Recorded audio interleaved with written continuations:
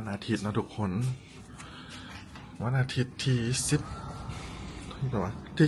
เดือน 4เนาะตอนเช้าของงานพวกเขาเนาะโอ้คนมาลอยน้ำแต่เช้าเลยมาเที่ยวช่วงปีใหม่ลาวนะทุกคนก็มาเที่ยวหลายโรงแรมวินแฮมการ์เด้นโฮเทลเดี๋ยวพ่อกินข้าวเช้าแล้วพ่อก็สิเตรียมตัวเดินทางไปที่โซนใต้นะทุกคนเนาะไปแถวซันเซ็ตทาวน์ไปนอนที่นั่น2 คืนคักขนาดเลยบรรยากาศเกาะฟูกวางโคตรงามเลยทุกคนงานไทยงามว่า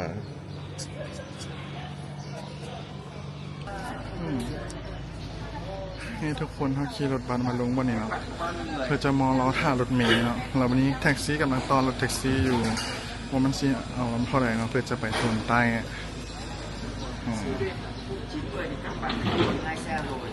ตอนนี้กำลัง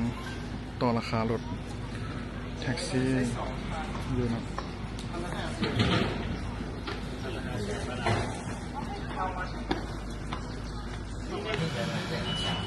นี่ทุกคนน่าจะทำมาท่ารถเมล์ในวันนี้แล้วเนาะเขาก็ขึ้นรถสาย19เนาะเพื่อมันจะไปลงที่อินเตอร์คอนติเนนทัลหลังจากนั้นจะขี่แก๊ปต่อไปที่หลังจากนั้นจะขี่แก๊ปไปที่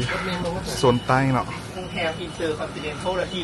14 กิโลนี่ทีมงานเขาต่อจะทำมันสุดเท่านี้กันวะสุดสายเนาะทีมงานเขาแล้วก็จ้างรถตัวกิโลจ้างแท็กซี่ไปอีกจะถือ190 บาทเลยแหละคนไทยรีวิว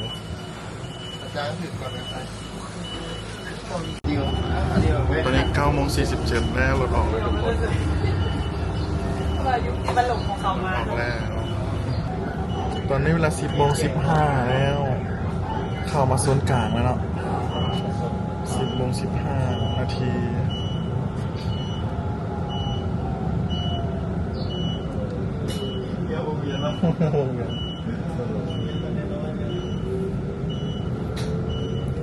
อากาศร้อนขนาดนี้กับคุยตังค์เนี่ย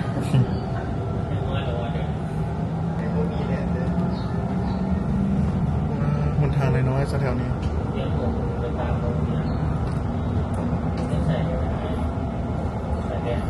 ปั๊มน้ำมันกันน้อยร้านขายรถจักร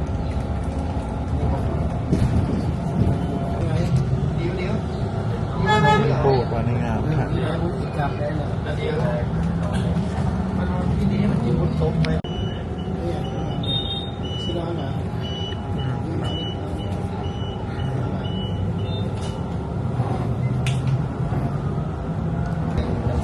อ๋อเหือเต็มเหือประมงนี่ก็เป็นงานประมงอย่างนี้ก็ต้องทำผลไม้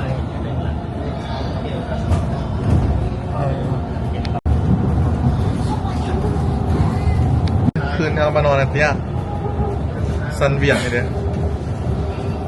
มีซาลอยน้ำนะว้าว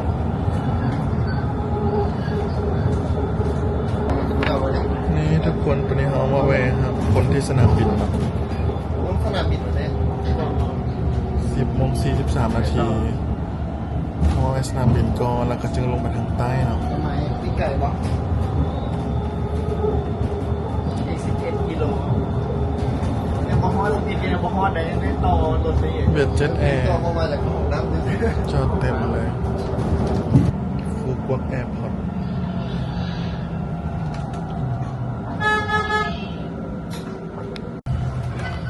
นี่ทุกคนเขาจะมาแวะหาคนเนาะ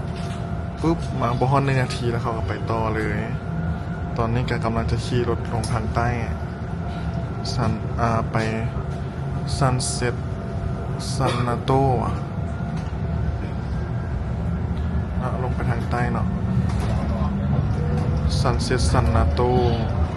แล้วก็โรงแรมคอนติเดนทัลเนาะ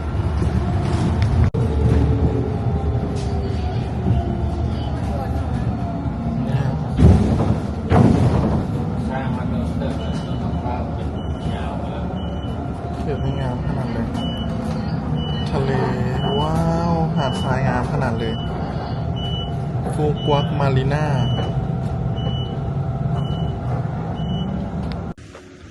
นี่ทุกคนแล้วเฮากลับมาอยู่ที่โรงแรมคอนติเนนทัลเนาะแล้วเฮาก็จะขึ้นรถแซงนี่ไปเนาะไปลงที่ซันเซ็ตทาวน์เนาะราคา2 คันรถตัวนี้นะ350,000 ดงเดี๋ยวเฮาก็จะขึ้นรถไป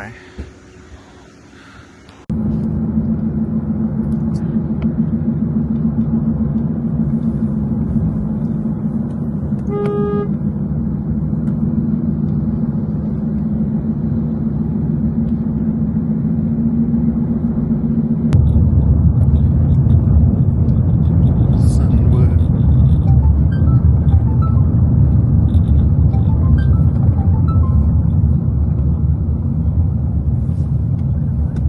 ไอ้ชาตินอกช่วงหนาวไปเนาะเนี่ยดังเจอซับแป๊บเดียวนะ เฮ้ยทุกคนพอแล้วโรงแรมเดอะสเตฟานโนโฮเทลนะ11:32 นาทีเดี๋ยวเราจะเข้าไปไม่ได้เขาจะเข้าไปล็อกอินกันก่อนเดอะสเตฟานโนโฮเทลซันเซ็ตทาวน์ทุกคนเร็วเห็นเคเบิลคาร์เลยคุณนะเคเบิลคาร์งามขนาดเลยสูงดี The Stefano Hotel and Coffee นะเขาจะตกแต่งได้งามดีเนาะแต่ว่าเราเปิดแอร์วะคือฮอนแท้ฮะวันจำก็แจวะอันขับเองปะเป็นมือบอเป็นมือบอหรือจะไง แบบที่ทัวร์แล้ว ไทยวัดลอยไฟอย่างไร ในบัตรที่ทัวร์ อินเตอร์ลาวซันเซ็ต ส่วนคือชาวไปกลับเนี่ย มาสนใจบัตรที่ทัวร์ ราคา1,300,000ชน1,200,000ก็มีรูม2 ล้าน หายลง มีกาแฟพร้อมเด้อตอนนี้กำลังขี่รถแก๊ปไปที่เซาท์บีชนะทุกคน ราคา97,000 ดง